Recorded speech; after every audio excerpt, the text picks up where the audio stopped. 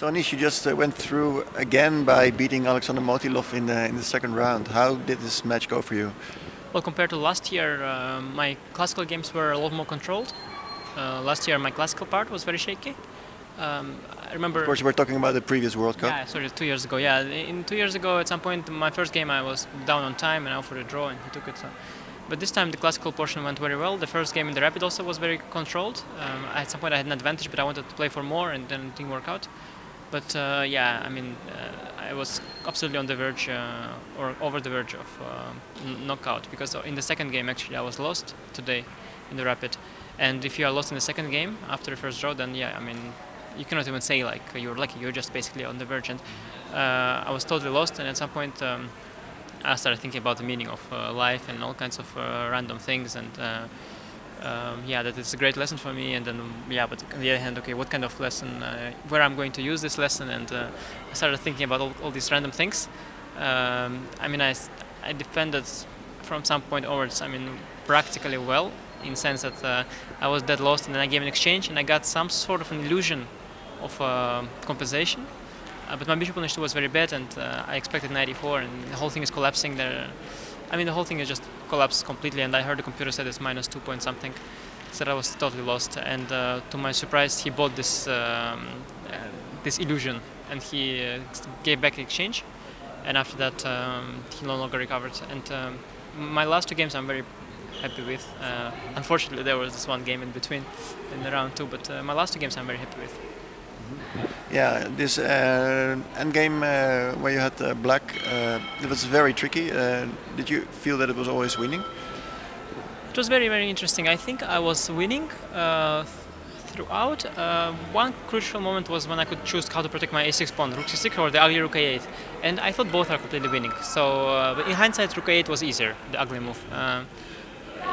I thought both were winning, and then when both are winning, I usually go for a more natural move, because usually more natural moves are better. And then, you know, when you don't play the natural move and it doesn't turn out to be the wrong one, you feel really bad about yourself later. At least here I made the natural one.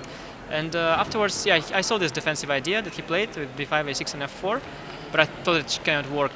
But actually at some point I started thinking that, okay, I cannot win it by force, I'll have to win it slowly.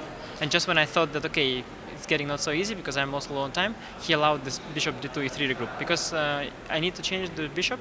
But if I do it with e5, he gets d5 square for the bishop. So, and then when he played king f3, actually, only then I saw that, oh, I have actually this bishop d2. So he provoked me to find a winning plan there. If he had defended better, I think it's slowly winning, but you know, with little time on the clock.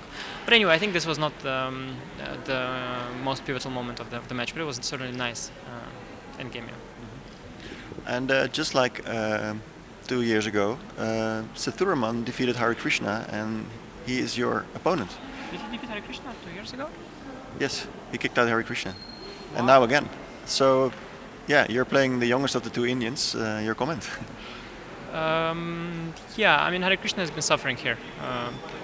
He's been suffering in the first round tremendously.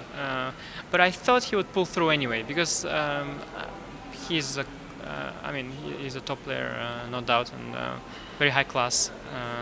And he barely won the first match, more or less like I won today. But yeah, second one went wrong. I mean, I know India players very well. I know generally I find it very interesting to learn a lot from the Indian and the Chinese players. They're very different, you know. They're different from us. But what do you know about Sathuraman?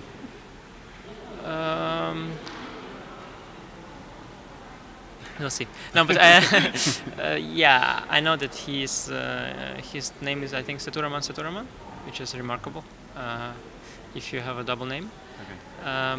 Other than that, yeah, he's a great player. He played for the Olympic team a lot. He is a very sharp player. He defeated two very strong players. After Ponomarev and Hare Krishna, he probably thinks this is a walk in the park, his next round.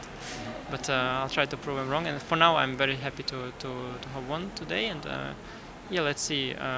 There is definitely no such thing as getting lucky with, for example, I remember once I was rooting for Julio Granda against Leko. I thought Leko was going to be incredibly tough.